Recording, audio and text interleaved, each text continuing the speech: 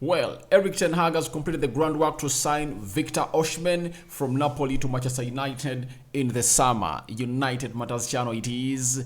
Good morning, good afternoon, depending on where you're watching us from. How did you guys sleep? How is your day taking you?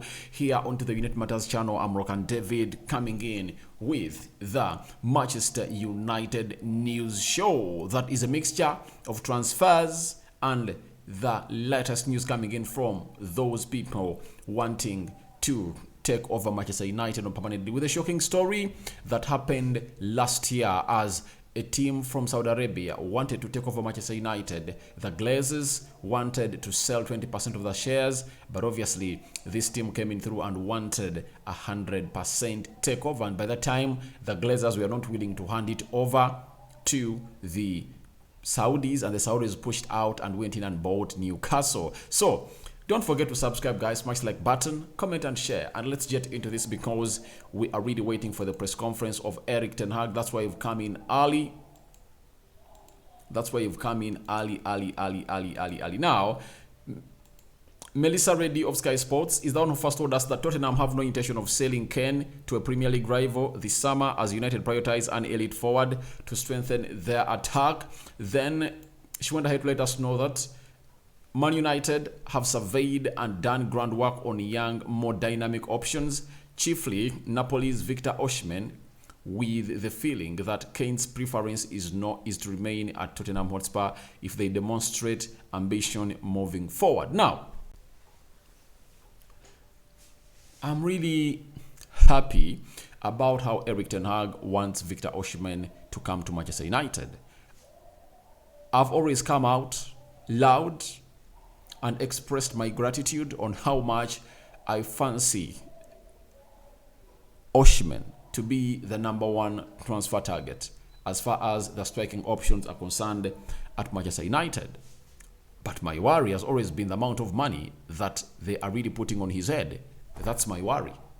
That's it, nothing else, because Napoli has set a price of £134 million for Victor Osimhen, and when you look at the situation at Manchester United, however much we are going to be getting in new people to take us over, that doesn't give us guarantee that we will spend huge in the summer. That's it.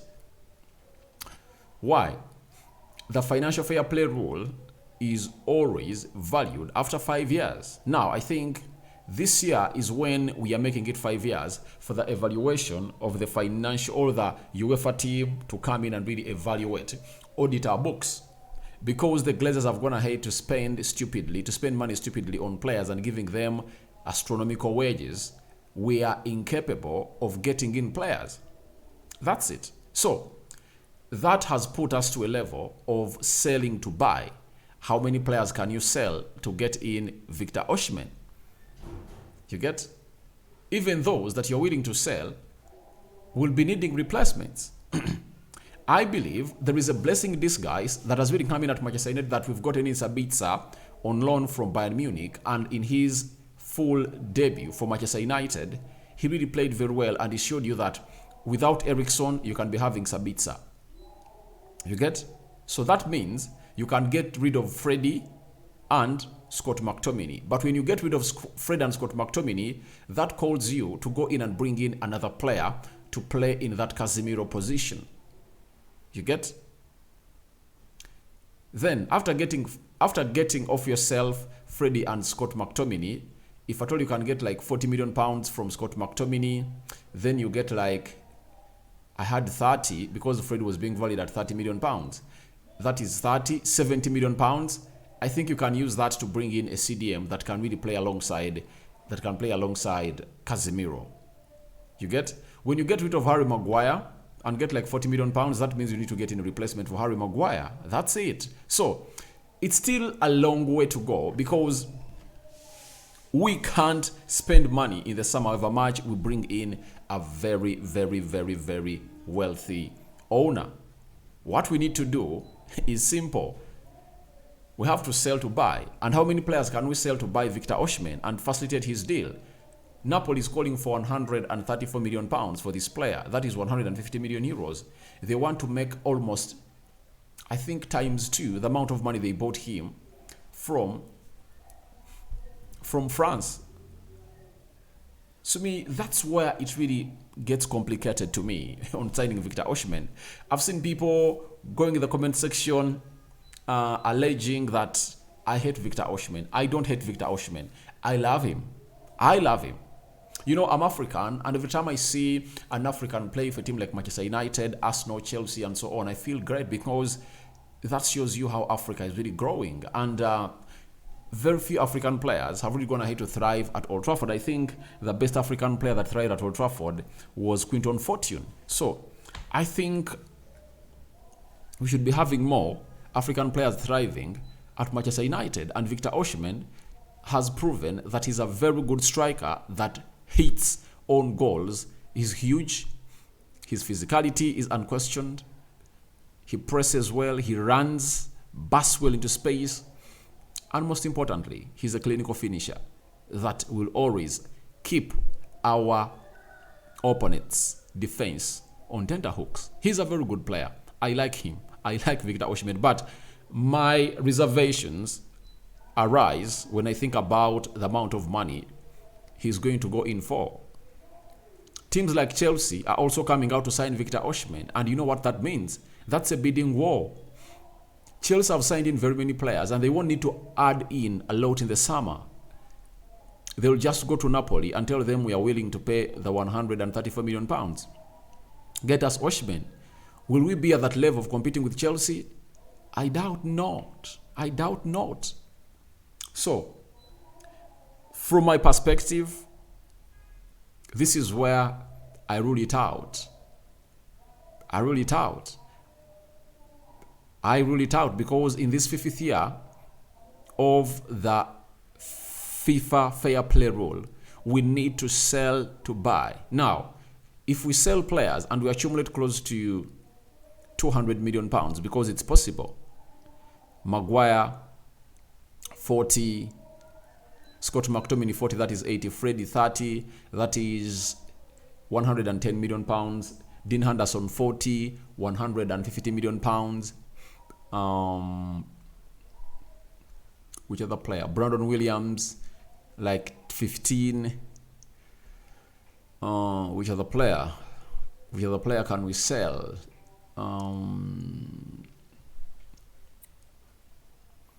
Alex Telles. United has a chance to sell close to 7 players, and if at all we sell them and collect close to 200 million pounds, then that will be some good money to bring in. Now, if at all we get in 200 million pounds from sales of players, do you fancy us to go all out and take 134 million pounds and sign Victor Osimhen, guys? To me, that's where it defies logic. Get? I love Osimhen at Manchester United, but my problem is simple. The amount of money that has been put onto his price is really astronomical. And the situation in which we are right now as Manchester United, we need to reinforce in the midfield. You get? If at all we can get Sabitz at like 30, I think we can get him at like 30 or 25 million pounds. That will be okay. That now we have a replacement or a backup of Eriksson. Then we need a backup of Casemiro. Sell Freddie and Scott McTominay out of the club. The money you get out of them, it will be responsible for us to do the needful and really get a replacement for Casemiro. Right now, I believe, however much people are fronting in a striker, but the Casemiro backup is the most important area at the club of Manchester United, because Rashford can score goals, Garnacho can score goals, Sancho can score goals, Anthony can score goals, but we are not having a Casemiro backup. That's the problem at the club of Manchester United. So I believe, to me, the priority should be a Casemiro backup. However much we need the centre forward, but the priority is a Casemiro backup. Now, Melissa Reddy of Sky Sports extended her thoughts and investigations about who United are interested in. That, as well as Victor Osimhen, Man United have closely monitored Goncalo Ramos, Mohamed Kudus, and Benjamin Sesko. Now, to me, I rather do a Benjamin Sesko deal or Goncalo Ramos or Mohamed Kudus than a Victor Osimhen, because none of those players will go beyond 80 million euros or 60 million pounds. Benjamin Šeško signed for RB Leipzig for 24 million pounds. That means if we give them 60 million pounds as RB Leipzig, they can get us Benjamin Šeško. That's it. And according to our budget, we will be really doing great. Goncalo Ramos, if we give them 60 million pounds, they get us Goncalo Ramos, and he's a very good striker. So, I think we're not going to get Victor Osimhen. That's it. We are not going to get him. We are not going to get him. Unless otherwise, there is a way United have gone ahead to do a trickery and really get in Osimhen. I wouldn't like to see my team be deducted off points like Juventus in Italy. I wouldn't like to see Manchester United in the same stature like Man City is in right now. They might find themselves getting points off and some trophies taken off them. So that really puts them in a very bad and worrying situation. So I think for the better of the club, Victor Osimhen, Mohamed Kudus, and Benjamin Šeško, one of those can come in and play very well. For Mohamed Kudus, he can lead the line. He can play as a central attacking midfielder. He can play as a left winger. He can play as a right winger. And he's a very good player. Now, after that, we are having Benjamin Šeško. People refer to him as the next Haaland, but I believe, to me, he's much more a baller than Haaland. He's tall, he's energetic, he's fast. Haaland doesn't possess the skill set that Benjamin Šeško has, and United has been built on finding the next big thing in the industry, like how they really got in David Beckham, Ryan Giggs, Paul Scholes, Ronaldo Cristiano, Nemanja Vidic. I think Ferdinand was like a finished article for me, I think. The other was Patrice Evra. He was the next thing. We got him at the club, and he was the best. He was the best left back in the Premier League for the times he played. I think from 2006 to 2010, he was the best left back in the world.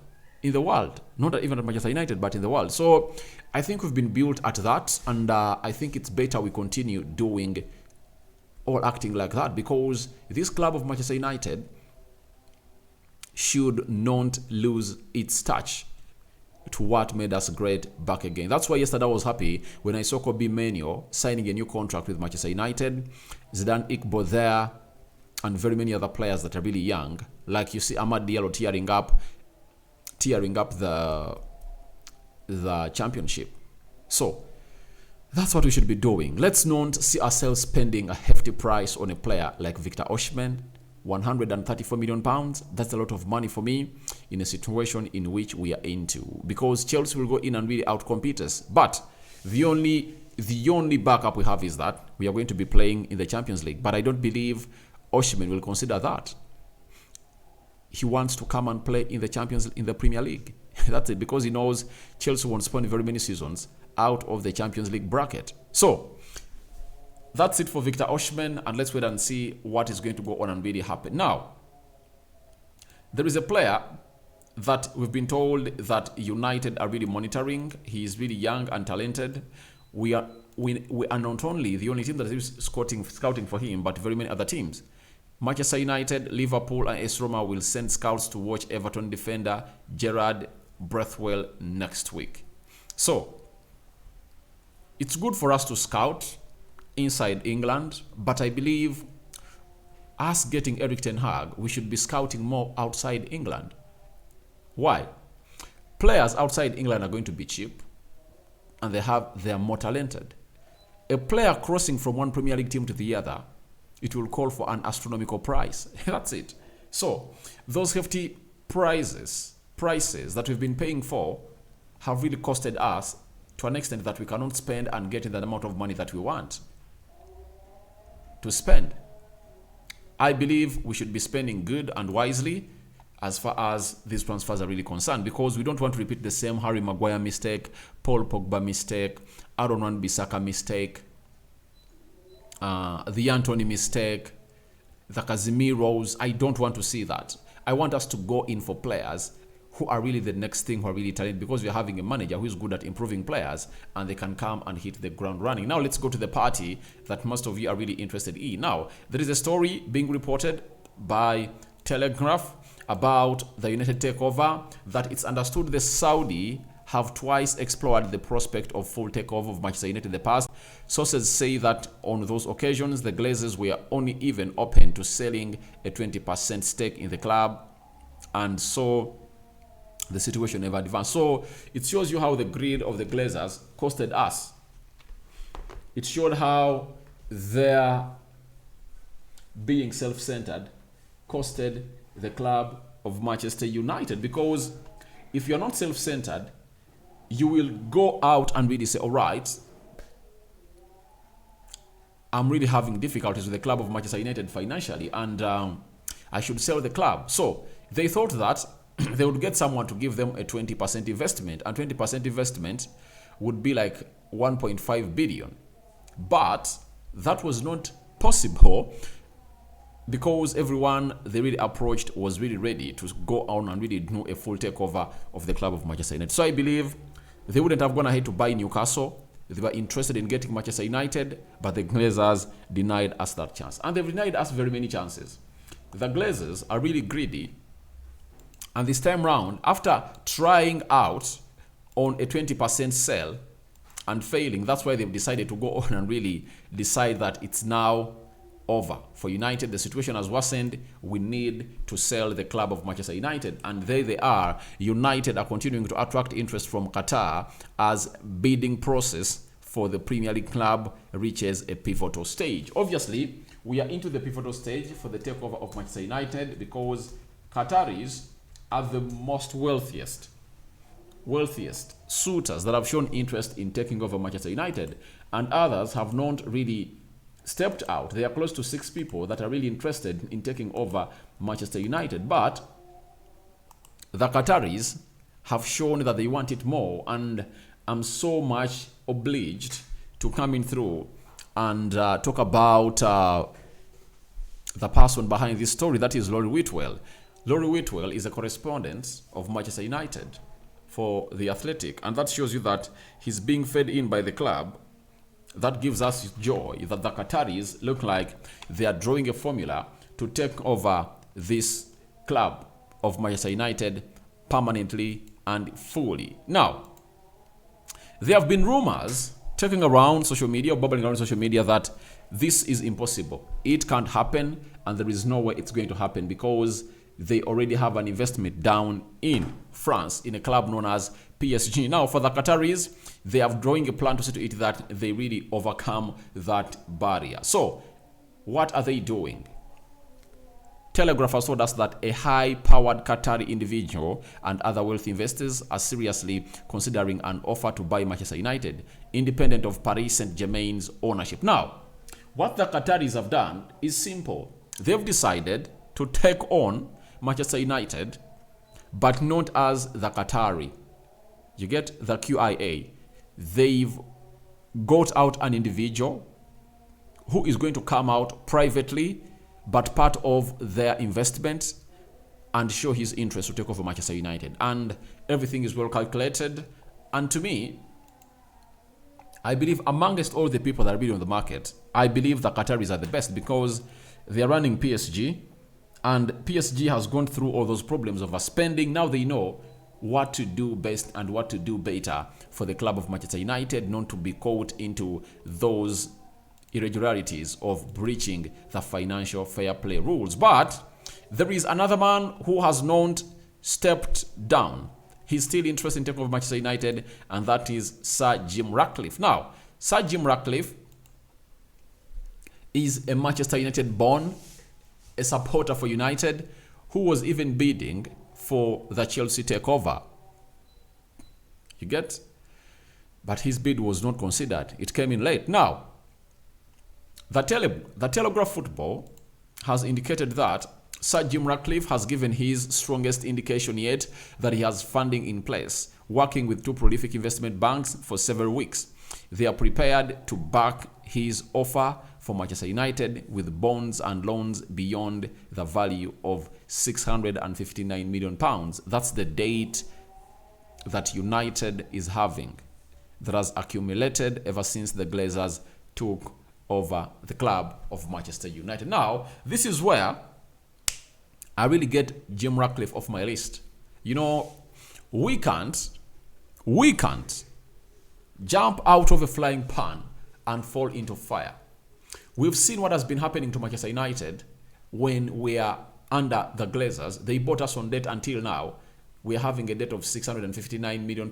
And these Glazers have been injecting in money from the money we make. That's it. They've never gotten a single penny from their pockets or their bank accounts to invest in the club of Manchester United. So, what does that mean? It means that we shouldn't allow anyone else to come over and try to take over this club on date again. If Sir Jim Ratcliffe doesn't have the money to spend, let him get out of this. We don't want any other person to come in through buying us on debt. We want an owner wealthy enough to pay off that amount of money, clear off the date, and obviously do the need fund we take over Manchester United. So, Sir Jim Ratcliffe, we had a lot of hope in him, but obviously, I think he has let us down because he's coming in with a plan of the Glazers. You get? So, thank you very much for watching in through. Your thoughts on Ten Hag completing Victor Osimhen's groundwork of signing him at Manchester United. Then, Benjamin Sheshko, Goncalo Ramos, Mohamed Kudus, your thoughts about that are also welcome. And your thoughts about the takeover for Manchester United. Sir Jim Ratcliffe, would you like him to take us on loan, as the Glazers did? Qataris are really serious to take over Manchester United. So it looks like it's Qataris versus Sir Jim Ratcliffe. And now, who do you think should be given this club of United? I'm out for now. See you later. Good afternoon. May the Almighty Lord bless you abundantly. Rock and David is my name. I sign out for now. Don't forget to subscribe and smash the like button. Bye-bye.